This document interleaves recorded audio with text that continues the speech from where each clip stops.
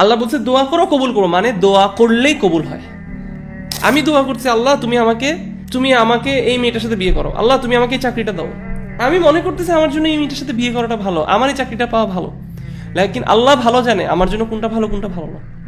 আল্লাহ promise করতেছে যে দোয়ার রেসপন্স হচ্ছে অ্যাকসেপ্টেন্স। এই আয়াতটা পড়ে ওয়াকালা রব্বুকুম উদউনি আস্তাজিব লাকুম, আল্লাহ বলছে দোয়া করো কবুল করো, মানে দোয়া করলেই কবুল হয়।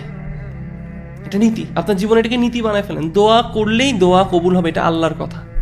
কিন্তু দোয়া কবুলের 3টা সূরা আছে, 3টা চেহারা আছে, 3 ভাবে দোয়া কবুল হয়। 1, আপনি যে দোয়াটা করছেন সেই দোয়াটা যা চাইছেন তা আপনি পাইছেন।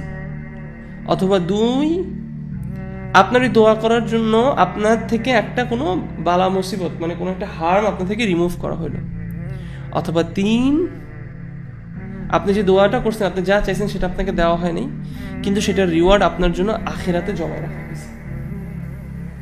এখন আপনি বলতে পারেন কেন এরকম 3টা scenario? Because Allah is the best knower of our situation. আল্লাহর ইলমের সাথে আমাদের ইলমের কোনো তুলনা হয় না। আমি দোয়া করছি আল্লাহ তুমি আমাকে এই মেয়েটার সাথে বিয়ে করো, আল্লাহ তুমি আমাকে এই চাকরিটা দাও। আমি মনে করতেছি আমার জন্য এই মেয়েটার সাথে বিয়ে করাটা ভালো, আমার এই চাকরিটা পাওয়া ভালো, লেকিন আল্লাহ ভালো জানে আমার জন্য কোনটা ভালো কোনটা ভালো না।